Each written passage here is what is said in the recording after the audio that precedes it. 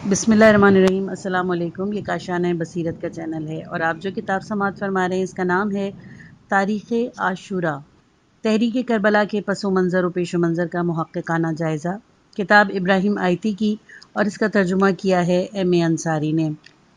आइए सुनते हैं इसका पार्ट नंबर 15, सफ़ा नंबर 215।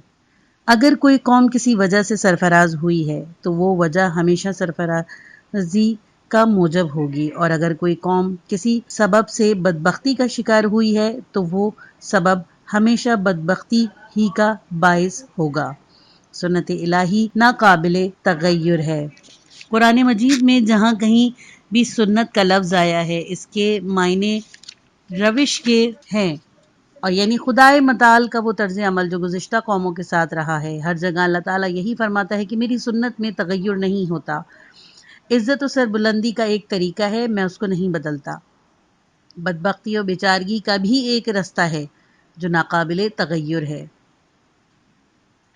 खुदावंद सूरह अहज़ाब की आयत नंबर 63 में फरमाता है, उन लोगों में जो पहले हो गुजरे हैं, अल्लाह ने अपना यही दस्तूर रखा है और तुम खुदा के दस्तूर में कोई तब्दीली नहीं पाओगे। मतलब ये है कि गुनाहगारों और मुनाफिकों के बारे में अल्लाह ताला का ये दस्तूर रहा है कि वो तमाम हुज्जत के लिए पहले पैगंबरों को भेजता है और हक़ व बातिल की पूरी तरह वाज़े कर देता है। इसके बाद भी जो लोग ईमान नहीं लाते और हठ धर्मी करते हैं, खुदा उनको हलाक और नेस्तो नाबूद कर देता है। और जो लोग खुदा और रसूल सल्लल्लाहु अलैहि वसल्लम को धोखा देने की कोशिश करते हैं, निफाक और रियाकारी का रास्ता इख्तियार करते हैं, खुदा के साथ भी होते हैं और उसके दुश्मनों के साथ भी। रसूल अल्लाह सल्लल्लाहु अलैहि वसल्लम के साथ मिलकर माल गनीमत में हिस्सा बटोरते हैं और दूसरे फ़ायदे भी हासिल करते हैं, और दुश्मनों के साथ मिलकर उनके लिए जासूसी करते हैं और फितना फैलाते हैं। खुदा ऐसे लोगों को रुसवा करता है, उनके लिए हर तरफ से रास्ता बंद कर देता है। वो ना इधर के रहते हैं ना उधर के। यही अल्लाह ताला की सुन्नत और दस्तूर है, इसमें कोई तगय्युर तबद्दुल नहीं होता। ऐसा नहीं हो सकता कि मकरू निफाक किसी दिन रुसवाई का बाइस हो तो किसी दिन सरखुरुई का। सूरह अनफाल आयत नंबर 38। जैसा कि हमारा इनके बारे में दस्तूर रहा है कि जिनको हमने तुमसे पहले रसूल बनाकर भेजा, और तुम हमारे इस कायदे में कोई तब्दीली नहीं पाओगे। सूरह बनी इसराइल आयत नंबर 77। सूरह अनफाल आयत नंबर 38 तर्जुमा। इन काफिरों से कह दीजिए कि अगर ये कुफ्र से बाज आ जाएंगे तो इनके पिछले गुनाह माफ़ कर दिए जाएंगे, लेकिन अगर कुफ्र पर ही डटे रहे तो कुफ्फार साबकीन के हक में हमारा दस्तूर सुन्नत नाफिज हो चुका है। यानी इनके बारे में वही पुराना कायदा जारी होगा जो हमारा दस्तूर है, और जिस तरह वो लोग हलाक किए गए ये भी हलाक कर दिए जाएंगे। सूरह हिजर की 13वीं आयत में ये बात इस तरह कही गई है, ये ईमान नहीं लाते, ये दस्तूर अगलों ही से होता चला आया है। यानी कुफ्फार मक्का जो रसूल खुदा सल्लल्लाहु अलैहि वसल्लम से दुश्मनी और अनाद पर अड़े हुए थे और ईमान नहीं लाते हैं, उनका मामला वाज़े है। हम इनको के साथ भी वही सलूक करेंगे जो इनसे पहले लोगों के साथ किया गया जो कुफ्र पर अड़े रहे। सूरह फतह की आयत नंबर 23वीं में इस तरह आया है कि अगर तुमसे ये काफिर लड़ते तो ज़रूर पीठ दिखाकर भागते, फिर न इनका कोई हामी मिलता न मददगार। वही अल्लाह का दस्तूर यानी सुन्नत जो पहले से चला आता है, और अल्लाह के दस्तूर में तुम कोई तब्दीली नहीं पाओगे। यानी अगर मुशरिकीन मक्का हदीबिया में जंग करते हैं तो उन्हें कोई फ़ायदा ना होता और भागते ही बन पड़ती, और फिर उनका कोई यारो मददगार ना होता। पिछले काफिरों के साथ भी ऐसे ही हुआ था। यही सुन्नत इलाही है जिसमें कोई तब्दीली नहीं होती। ईमान और कुफ्र की आमेजिश में कामयाबी हमेशा अहले ईमान ही का मुकद्दर है। सूरह फातिर की आयत नंबर 43 में इस तरह इरशाद हुआ है, तर्जुमा। बुरी तदबीरों का وبال انہی پر پڑتا ہے جو یہ چالے چلتے ہیں، تو کیا وہ اسی دستور کے منتظر ہیں جو اگلوں کے ساتھ ہوتا آیا ہے؟ تم اس سنت الہی میں کوئی تبدیلی نہیں پاؤ گے اور نہ ہی اس میں کوئی تغیر پاؤ گے۔ یعنی یہ لوگ جو بت پرستی نہیں چھوڑتے اور کوشش کرتے ہیں کہ اپنی اپنی چالوں سے اسلام کی ترقی میں مانے ہوں، کیا یہ بھی وہی سلوک چاہتے ہیں جو اگلوں کے ساتھ ہوا ہے؟ کیونکہ سنت الہی تو بدلتی نہیں۔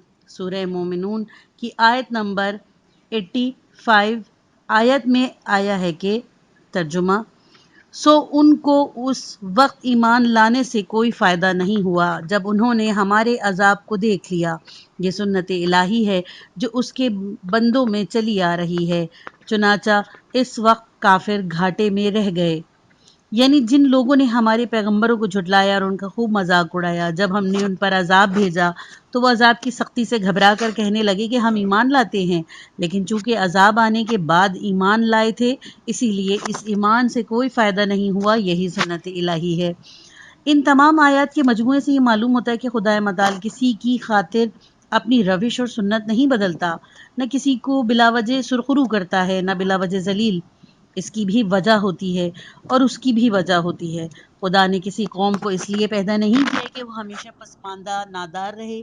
جنہیں دولت، عزت اور سربلندی ملی ہے وہ بھی قانون الہی کے تحت ملی ہے، اور جن کے حصے میں ذلت اور رسوائی آئی ہے وہ بھی قاعدے کے مطابق ہے۔ قانون الہی پر امام علی علیہ السلام کا خطبہ۔ امیر المومنین امام علی علیہ السلام نے اپنے ایک خطبے میں جو نہج البلاغہ میں موجود ہے فرمایا، میرا خیال ہے کہ یہ لوگ تم پر غالب آ جائیں گے، کیونکہ باطل پر ہونے کے باوجود ان میں اتفاق ہے اور وہ اپنے حکم کی اطاعت گزار ہیں اور دل اس کے حکم کی تعمیل کرتے ہیں۔ تم اپنے امام کی نافرمانی کرتے ہو، وہ اپنے علاقے کے مفاد کا خیال رکھتے ہیں اور تم اپنے علاقے میں تباہی مچاتے ہو۔ اگر میں تم میں سے کسی کو لکڑی کا ایک پیالہ بھی سپرد کر دوں تو ڈرتا رہتا ہوں کہ کہیں کوئی اس کا دستہ ہی نہ لے اڑے۔ امیر المومنین علیہ السلام نے ان کلمات میں انہی آیات کی تفسیر اور تشریح کی اور بتلایا کہ قانون خداوندی اور سنت الہی سے سرتابی ممکن نہیں۔ وہ اپنے اصحاب سے یہ کہنا چاہتے تھے کہ تم فقط اس وجہ سے کہ تمہارا امام علی ہے غالب نہیں آ سکتے، اور دوسرے محض اس لیے مغلوب نہیں ہو سکتے کہ ان کا حاکم برا شخص ہے۔ غالب اور مغلوب ہونے سے متعلق خدائی قانون یہ نہیں ہے کہ جس کے فریق کے ساتھ امام عادل ہو وہی غالب آ جائے گا۔ اس فریق میں اتحاد مفقود ہو، اور چاہے وہ اپنے امام کی نافرمانی کرتا ہو، امام کو دھوکہ دیتا ہو اور خود اپنے علاقے میں تباہی پھیلاتا ہو۔ غزوہ احد میں مسلمانوں کو اسی لیے شکست ہوئی تھی کہ مسلمانوں نے رسول خدا صلی اللہ علیہ وآلہ وسلم کے حکم کی خلاف ورزی کی تھی، حالانکہ یہ سب مسلمان خدا اور رسول صلی اللہ علیہ وآلہ وسلم پر اور قرآن پر ایمان رکھتے تھے، اور ان کے مقابل خدا اور رسول صلی اللہ علیہ وآلہ وسلم کے دشمن تھے۔ اسی طرح یہ بھی سنت الہی نہیں ہے کہ اگر کسی گروہ کا سربراہ کوئی ظالم ہو تو اس گروہ میں اتفاق و اتحاد کے باوجود اسے کامیابی نہیں ہوگی۔ قانون الہی یہی ہے کہ پہلا گروہ باہمی اختلاف اور اپنے سربراہ کی نافرمانی کی وجہ سے شکست سے دوچار ہوا اور اس کے ہاتھ سے اس کے سربراہ کی تمام خوبیوں کے باوجود طاقت اور حکومت نکل جائے گی، اور دوسرا گروہ اپنے سربراہ کے ظالم ہونے کے باوجود ترقی کرے گا کیونکہ کامیاب ہوگا، کیونکہ وہ سنت الہی یہی ہے کہ وہ فریق کامیاب ہوتا ہے اور غالب آتا ہے جس میں باہمی اتحاد ہو، جو اپنے سربراہ کا فرما بردار ہو اور جو مخلص اور دیانتدار ہو۔ امام علی علیہ السلام نہیں چاہتے تھے کہ اپنے اصحاب کو کسی دھوکے میں رکھیں یا ان سے غلط بیانی کریں کہ تم بے فکر رہو، چونکہ تمہارے امام علی ہیں اسی لیے تمہارے لیے دنیا میں کامیابی اور آخرت میں راستگاری ہے۔ اگر تم میں اتحاد اتفاق نہیں ہے تو کوئی بات نہیں، تمہارے امام امیر المومنین علیہ السلام ہیں۔ اگر تم بددیانت ہو تو کوئی حرج نہیں، امام علی علیہ السلام ہیں۔ اگر تم اپنے امام علیہ السلام کی اطاعت نہیں کرتے تو کوئی مضائقہ نہیں، کیونکہ امام علی علیہ السلام موجود ہیں۔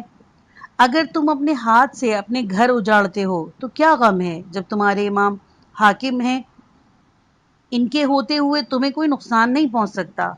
دوسری طرف چونکہ تمہارے دشمنوں کا سربراہ ایک ظالم شخص ہے، اسی لیے کچھ بھی ہو انہیں ضرور شکست و ناکامی اور نامرادی ہو کا منہ دیکھنا پڑے گا، چاہے ان میں اتحاد و اتفاق تم سے زیادہ ہو، چاہے وہ تم سے زیادہ دیانتدار ہوں، چاہے وہ تم سے زیادہ اپنے حاکم کے مطیع و فرما بردار ہو، اور چاہے تم سے زیادہ اپنے اور اپنے ملک کے لیے مفید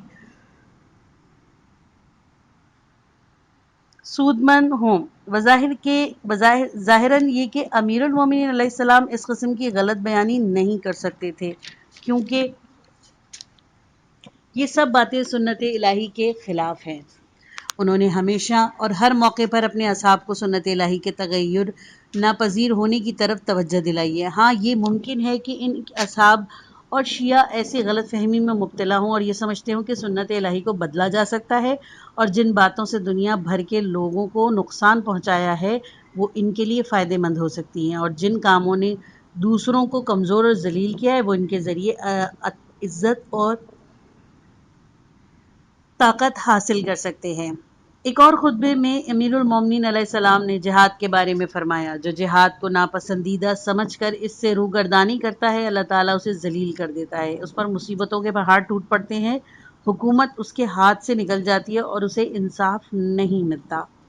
یہاں بھی امام علی علیہ السلام نے راہ خدا میں جہاد کرنے والوں اور سرحدوں کی حفاظت کرنے والوں کی فضیلت اور ثواب کا تذکرہ نہیں کیا۔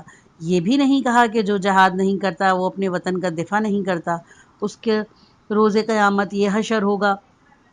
امیر المومنین علیہ السلام نے اپنے بیان میں ثواب و عذاب کی بات نہیں کی، انہوں نے ایک قانون الہی کی طرف توجہ دلائی کہ جو قوم جہاد کا فریضہ ادا نہیں کرتی اور اپنی سرحدوں کی حفاظت نہیں کرتی تو خواہ اس کے پیغمبر خاتم الانبیاء علیہ السلام اور امام امیر المومنین علیہ السلام ہی کیوں نہ ہو، ذلیل، بے بس اور کمزور ہو جاتی ہے، قوموں کی برادری میں ذلیل و حقیر ہو جاتی ہے، عقل و فراست کی روشنی سے محروم ہو جاتی ہے، جہاد اور دفاع کے فریضے سے پہلو تہی کے نتیجے میں اپنا حق کھو دیتی ہے اور حکومت اس کے ہاتھوں سے نکل جاتی ہے۔ ایسی قوم کے ماتھے پر ذلت کا داغ لگ جاتا ہے اور کوئی اس کے ساتھ انصاف کا برتاؤ نہیں کرتا۔ معلوم ہوتا ہے کہ امیر المومنین علیہ السلام نے اس سے نا امید ہو گئے تھے کہ لوگوں کو مذہبی جذبات کی بنا پر جہاد پر آمادہ کیا جا سکے، اسی لیے انہوں نے قومی جذبات کا سہارا لیا اور فرمایا کہ اگر تم ثواب آخرت کے حصول کے لیے جہاد پر آمادہ نہیں ہو تو کم از کم اس برے انجام سے ڈرو جو جہاد نہ کرنے کی صورت میں مرتب ہوگا۔ سنت الہی تغیر ناپذیر ہے، اگر تم ثواب اخروی نہیں چاہتے تب بھی اپنی عزت اور آزادی کے بچاؤ کے لیے اٹھو اور اپنے ملک کی سرحدیں دشمن کے تحرک سے بچاؤ، قوموں میں اپنی عزت و آبرو نہ گنواؤ، دشمن کو یہ موقع نہ دو کہ وہ تمہیں بے بس کر دے۔ اس کے بعد امیر المومنین علیہ السلام کہتے ہیں، دیکھو میں رات دن تنہائی میں اور سب کے سامنے تم سے کہتا ہوں کہ تم ان لوگوں کا مقابلہ کرو اور اس سے پہلے تو کہ وہ تم پر حملہ کریں تم ان پر حملہ کر دو۔ جس قوم پر خاص اس کے گھر میں اندر آ کر دشمن حملہ کر دے وہ ذلیل ہو جاتی ہے، لیکن تم سستی برتتے رہتے ہو، نتیجہ یہ ہوا کہ تم پر حملے ہونے لگے اور بہت سارے علاقے تمہارے ہاتھوں سے نکل گئے ہیں۔ قرآن مجید کی متعدد آیات میں واضح طور پر اس امر کی طرف توجہ دلائی ہے کہ وہم میں مبتلا ہو کر حقیقت کی طرف سے چشم پوشی نہ کرو۔ سورہ بقرہ کی آیت نمبر 80 اور 81 میں زمانۂ رسالت کی یہودیوں کے بارے میں اللہ تعالیٰ ارشاد فرماتا ہے، ترجمہ: اور یہودیوں نے یہ بھی کہا کہ آتش دوزخ ہمیں چند روز سے زیادہ نہ چھوئے گی۔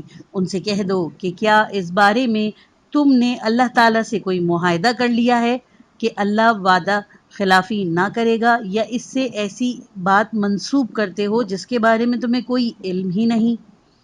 اس کے بعد قانون خداوندی واضح کرتے ہوئے فرمایا گیا ہے، بات یہ ہے کہ جو شخص قصداً برائی اختیار کرتا ہے اور اس کے قصور اس طرح سے اس کا احاطہ کر لیتے ہیں کہ نیکی کا اثر باقی نہ رہے، تو ایسے لوگ دوزخی ہیں، وہ ہمیشہ دوزخ میں ہی رہیں گے۔ سورہ نساء کی آیت نمبر 123 اور 124 میں بھی یہی بات زیادہ واضح اور جامع انداز میں کہی گئی ہے، ترجمہ: نہ تمہاری تمناؤں سے کام چلے گا، نہ اہل کتاب کی تمناؤں سے۔ جو کوئی برائی کرے گا وہ اس کی سزا پائے گا اور اس سے خدا کے سوا کوئی یار و مددگار نہ ملے گا، اور جو مرد یا عورت کوئی نیک کام کرے گا بشرط یہ کہ وہ مومن ہو تو جنت میں داخل ہوگا اور کسی پر ذرا بھی ظلم نہیں ہوگا۔ یعنی ثواب و عقاب اور سزا و جزا کا تعلق تمہاری یا اہل کتاب کی خواہش سے نہیں ہوگا۔ قانون الہی نہ تمہاری خاطر بدل سکتا ہے نہ اہل کتاب کی۔ قانون یہی ہے کہ جو شخص کوئی برائی کرے گا وہ اس کی سزا بھگتے گا، خدا کے سوا کوئی اس کی مدد نہیں کر سکتا، اور جو با ایمان مرد یا عورت نیک اور صالح ہوگا وہ جنت میں جائے گا، کسی کے ساتھ ذرہ برابر بھی ناانصافی نہیں ہوگی۔ دعوت ذل عشیرہ۔ جب رسول اکرم صلی اللہ علیہ وآلہ وسلم کو دین اسلام کے اعلانیہ تبلیغ کا حکم ہوا اور آیت انذار یعنی وَأَنذَرَ عَشِيرَتَكَ الْأَقْرَبِينَ یعنی اپنے قریبی رشتہ داروں کو خدا کے عذاب سے ڈراؤ اور انہیں دین مبین کے اسلام کی دعوت دو، نازل ہوئی، تو آپ نے اس دن بار بار اپنے عزیزوں سے کہا کہ میری رشتہ داری کے بھروسے پر خدا کی بندگی سے منہ نہ موڑو اور اچھی طرح سمجھ لو کہ معاملہ میرے ہاتھ میں نہیں ہے۔ سنت الہی کے برخلاف نہ میں تمہیں کوئی نفع پہنچا سکتا ہوں اور نہ کسی کو نقصان سے بچا سکتا ہوں۔ اگر تمہیں کوئی نفع پہنچے گا تو اسی طریقے سے پہنچے گا جو اللہ نے مقرر کر دیا ہے، اور کوئی نقصان پہنچے گا تو وہ بھی قانون الہی کے مطابق ہوگا۔ کوئی یہ خیال نہ کرے کہ قریش کی یا بنی ہاشم کی یا بنی عبد مناف کی یا بنی عبد المطلب کی یا میری بیٹی فاطمہ کی یا میری پھپھو صفیہ کی غلطیاں نظر انداز کر دی جائیں گی۔ مندرجہ بالا آیات کے نزول پر آپ نے قریش کو جمع کیا اور فرمایا، اے قریش، اپنے آپ کو آتش جہنم سے بچاؤ کیونکہ تمہارا نفع اور نقصان میرے ہاتھ میں نہیں ہے۔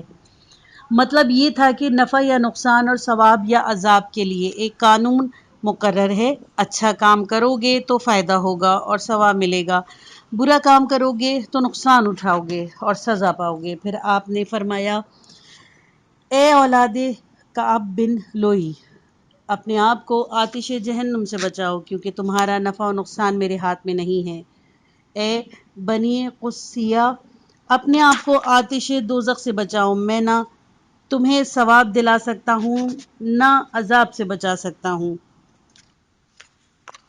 اے بنی عبد مناف، تم خود اپنے آپ کو عذاب الہی سے بچانے کی کوشش کرو کیونکہ میں اس معاملے میں کچھ نہیں کر سکتا۔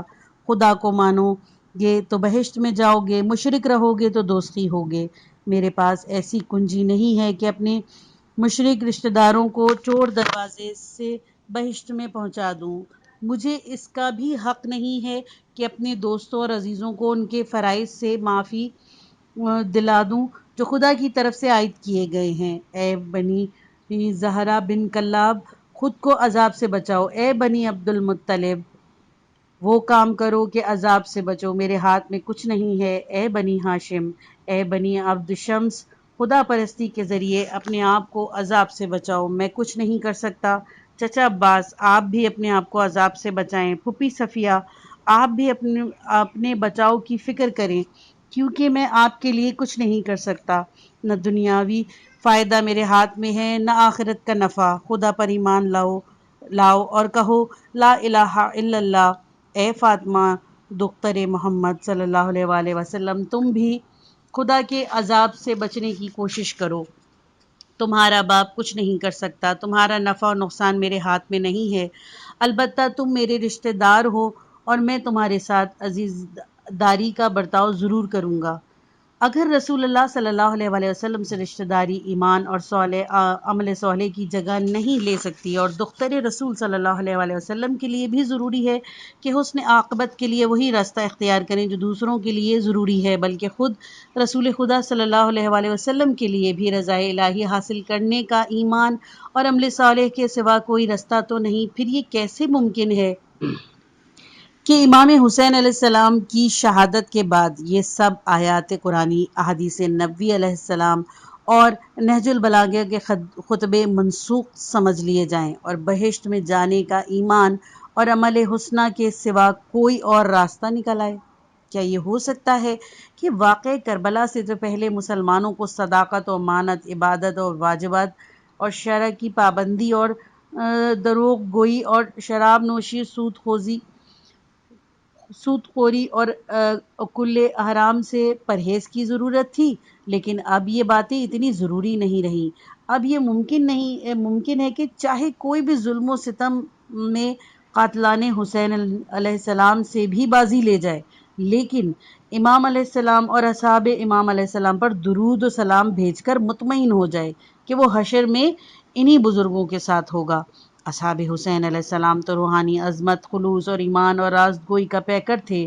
انہی کے حالات پڑھ کر ہم ہوا خواہی اور طرفداری کے صحیح مفہوم سے آشنا ہوئے ہیں۔ اصحاب امام علیہ السلام ہی نے ہمیں عشق، ایمان، جانثاری، طرفداری کا مطلب سمجھایا ہے، حتیٰ کہ ان کے وہ رجز بھی جو انہوں نے روز عاشوراء دشمن کے مقابلے میں پڑھے، ان کی شخصیت اور روحانی عظمت پر روشنی ڈالتے ہیں۔ جو شخص یہ کہتا ہے کہ یا لیتنی کنت معکم فاؤز معکم، وہ ذرا سوچے اور دل پر ہاتھ رکھ کر انصاف سے کہے کہ اس کا یہ فقرہ سچ میں شمار ہوگا یا جھوٹ میں؟ کیا واقعی اس کی یہ آرزو ہے؟ کاش وہ عابس بن ابی شعیب شاکری کے ہمراہ ہوتا اور انہی کی طرح دشمن کی سنگ باری کے وقت سر سے خود اور جسم سے ذرا ہٹا دیتا اور حق کی حمایت میں اس کا جسم پتھروں سے کچلا جاتا۔ یا اس نے کبھی غور ہی نہیں کیا کہ امام علیہ السلام کے ہمراہیوں نے کیا کارنامے انجام دیے ہیں اور کس ہمت و جرات کے ساتھ دشمن کے وار سہے ہیں، اسی لیے ان کی ہمراہی کی آرزو کرتا ہے۔ اس حالت میں اس کی زبان سے جو الفاظ نکلتے ہیں وہ حقیقت سے بہت دور ہیں۔ اصحاب امام علیہ السلام کی نورانیت اور ان کا ایمان تو اس درجے پر تھے کہ وہ امام علیہ السلام کی تسلی کے لیے جو کچھ کہتے تھے اس میں بھی یقین کا نور جھلکتا تھا۔ اصحاب حسین علیہ السلام کی منزل یقین پر طبری نے لکھا ہے کہ ظہیر نے نماز ظہر کے بعد سخت جنگ لڑی۔ وہ کہتے جاتے تھے، میں ظہیر بن قین ہوں، میں اپنی تلوار سے حسین علیہ السلام کو دشمنوں سے بچا رہا ہوں۔ انہوں نے امام علیہ السلام کے شانے پر ہاتھ رکھ کر کہا، آگے بڑھیں، آپ تو ہادی اور مہدی ہیں۔ آج آپ نبی کریم صلی اللہ علیہ وآلہ وسلم، حسن مجتبیٰ علیہ السلام، علی مرتضیٰ علیہ السلام، جعفر طیار رضی اللہ عنہ اور حمزہ سے ملاقات کریں گے۔ ظہیر یقین کے اس مرتبے پر فائز تھے کہ اپنے امام علیہ السلام کو تسلی دے رہے تھے کہ دلگیر ہونے کی کوئی بات نہیں، کچھ عجب نہیں، جیسا کہ بعض کتابوں میں لکھا ہے کہ امیر المومنین علیہ السلام نے فرمایا ہو، اگر میری آنکھوں کے سامنے سے پردہ ہٹا دیا جائے تو میرے یقین میں ذرا برابر اضافہ نہیں ہوگا۔ اب امام علی علیہ السلام نے یہ بات کہی ہو یا نہ کہی ہو، اس میں شک نہیں ہے کہ وہ یقین کے اسی مرتبے پر تھے، اور یہ کوئی غیر متوقع بات بھی نہیں۔ امیر المومنین علیہ السلام کا تو یہ مرتبہ ہونا ہی چاہیے۔ حیرت تو اس پر ہے کہ ظہیر بن قین علیہ السلام کو بھی ایک حد تک یہ مقام حاصل تھا۔ انہوں نے جو کچھ امام علیہ السلام سے کہا اس سے یہ ظاہر ہوتا ہے کہ وہ یہ کہہ رہے تھے کہ ظہیر علیہ السلام جو امام علیہ السلام کا عقیدت مند اور جانثار ہے، امام علیہ السلام کی صحبت میں رہ کر اس درجے تک پہنچ گیا ہے کہ اگر پردہ ہٹا بھی دیا جائے تو اس کے یقین میں مزید کوئی اضافہ نہیں ہوگا۔ یہی یقین اور ضمیر کی روشنی تھی جس نے اصحاب امام علیہ السلام کو ہر آزمائش میں لرزش سے محفوظ رکھا۔ نافع بن حلال بجلی علیہ السلام امام علیہ السلام کے ہمراہیوں میں سے تھے۔ دشمن پر تیر چلاتے جاتے اور رجز پڑھتے جاتے تھے۔ میں حلال بجلی ہوں، میں دین علی علیہ السلام پر ہوں، یعنی عین مارکہ کارزار میں بھی نام علی علیہ السلام کی تبلیغ سے غافل نہیں تھے۔ علی علیہ السلام کا نام لے رہے تھے اور ان کی مدح میں مشغول تھے، یہاں تک کہ عمر بن سعد کے 12 آدمیوں کو قتل اور متعدد کو زخمی کیا، آخر بازو ٹوٹ گئے، معذور ہو گئے تو دشمن نے گرفتار کر لیا۔ ابن سعد کے پاس لے جایا گیا تو اس نے پوچھا، نافع تم نے یہ مصیبت کیوں مول لی؟ شاید ابن سعد کا خیال تھا کہ اکثر لوگوں کی طرح یہ بھی پشیمانی کا اظہار کر کے معافی مانگیں گے، مگر نافع علیہ السلام نے کہا، خدا میری نیت سے واقف ہے، اس وقت ان کی داڑھی سے خون بہہ رہا تھا۔ انہوں نے پھر بھی ہمت کر کے کہا کہ میں نے تمہارے 12 آدمیوں کو قتل کیا ہے اور بہت سوں کو زخمی بھی کیا ہے، مجھے اس پر قطعاً پشیمانی نہیں ہے، اور اگر میرے شانے اور بازو بیکار نہ ہو جاتے تو تم مجھے گرفتار نہیں کر سکتے تھے۔ امام علیہ السلام کے ساتھیوں میں نافع پہلے شخص تھے جنہیں گرفتار کر کے ان کی گردن مار دی گئی تھی۔ مرتے دم بھی انہوں نے اپنے ایمان اور یقین کامل کا مظاہرہ کیا۔ جب ان کا سر قلم کرنے کے لیے تلوار اٹھائی گئی تو انہوں نے کہا، اللہ کا شکر ہے کہ اس نے میری موت بدترین لوگوں کے ہاتھوں لکھی تھی۔ یہ حوصلہ تھا ان لوگوں کا جن پر سلام بھیج کر ہم کہتے ہیں، یا لیتنی کننا معکم فوزا معکم، کاش ہم بھی تمہارے ساتھ ہوتے تو تمہاری طرح سرفراز و سرخرو ہوتے۔ ہم یہ نہیں کہتے کہ خدا کا شکر ہے کہ ہم اس وقت وہاں نہیں تھے، اس امتحان اور ابتلا سے بچ گئے اور آپ جیسے بزرگوں کا خون بہانے میں شریک نہیں ہوئے، لیکن وہ دن حقیقت سے نزدیک تر تھا یا یہ شکر گزاری۔ آل ابی طالب علیہ السلام جو کربلا میں شہید ہوئے۔ 61 ہجری میں امام حسین علیہ السلام مدینے سے مکہ گئے اور وہاں سے کوفے کے قریب تک پہنچے۔ ہر جگہ انہوں نے لوگوں کو اپنی حمایت اور حق کے دفاع کی دعوت دی، تقریریں کی۔ اس کارروائی میں 6 ماہ سے زیادہ لگ گئے، لیکن مشہور یہی ہے کہ 72 سے زیادہ مخلص افراد نہ مل سکے۔ ان میں بھی 17 تو آل ابی طالب علیہ السلام تھے، 2 خود امام علیہ السلام کے فرزند یعنی علی اکبر علیہ السلام اور طفل شیر خوار، 3 امام حسن علیہ السلام کے فرزند یعنی قاسم، عبداللہ اور ابو بکر، 5 امام علیہ السلام کے بھائی یعنی عباس، عبداللہ، جعفر اور عثمان، یہ چاروں تو ام البنین کے بیٹے تھے، اور 5ویں محمد بن علی، 2 بیٹے عبداللہ بن جعفر کے یعنی اون اور محمد، 5 افراد اولاد عقیل میں سے یعنی جعفر بن عقیل، عبد الرحمن بن عقیل، مسلم بن عقیل کے 2 بیٹے عبداللہ اور محمد، اور 1 محمد بن ابی سعید بن عقیل۔ ان 17 افراد کے نام زیارت ناحیہ میں آئے ہیں۔ ان کے علاوہ امام علیہ السلام کے ہمراہی تقریباً 55 سے زیادہ نہیں تھے۔ اگر شروع میں کچھ تھے بھی تو کوفہ اور عراق کی صورتحال سے واضح ہو جانے کے بعد انہوں نے ساتھ چھوڑ دیا تھا۔ اگر آج امام علیہ السلام کے حامیوں اور محبوں کی گنتی کی جائے تو شمار سے باہر ہے، لیکن کیا اس کا یہ مطلب ہے کہ اس زمانے کے لوگ بہت برے تھے اور آج کے لوگ امام شناسی اور جانثاری میں ان سے بڑھ گئے ہیں؟ یہ بات نہیں ہے۔ جب تک امتحان کی نوبت نہیں آئی تھی اور مسلم اور ہانی قتل نہیں ہوئے تھے، امام علیہ السلام کے عقیدت مند بے شمار تھے اور امام علیہ السلام کے ارد گرد درود و سلام کی آوازیں بلند ہو رہی تھیں۔ حقیقت تو یہ ہے کہ وہ بہت ہی اچھا دور تھا جس میں امام علیہ السلام کو 6 مہینے کے مختصر عرصے میں 72 روشن ضمیر، ثابت قدم ساتھی میسر آ گئے تھے۔ امام علیہ السلام کو اس سے زیادہ کی ضرورت بھی نہیں تھی۔ وہ کشور کشائی کے لیے تو نکلے تھے، وہ کشور کشائی کے لیے تو نکلے نہیں تھے کہ بڑا لشکر درکار ہوتا۔ امام علیہ السلام کے مقصد کے لیے یہی 72 عظیم المرتبت افراد، جن میں ایک شیرخوار بچہ بھی شامل تھا، کافی تھے۔ ان کے علاوہ وہ باہمت اور بزرگ خواتین تھیں جنہوں نے ہر حالت میں اپنی بات کہہ کر تبلیغ کا حق ادا کر دیا، مردانہ وار خدمات شائستہ انجام میں دیں اور بستی بستی عاشورہ کے واقعات سے لوگوں کو آگاہ کیا، پانی بند کرنے، گھوڑے دوڑانے اور طفل شیر خوار کے قتل کا ماجرا سنایا۔ دمشق اور اس کے گرد و نواح کے لوگ پچھلے 42 سال سے اہل بیت علیہ السلام کے متعلق گمراہ کن پروپیگنڈے کا شکار تھے۔ انہوں نے شام پہنچ کر اس کا اثر زائل کر دیا۔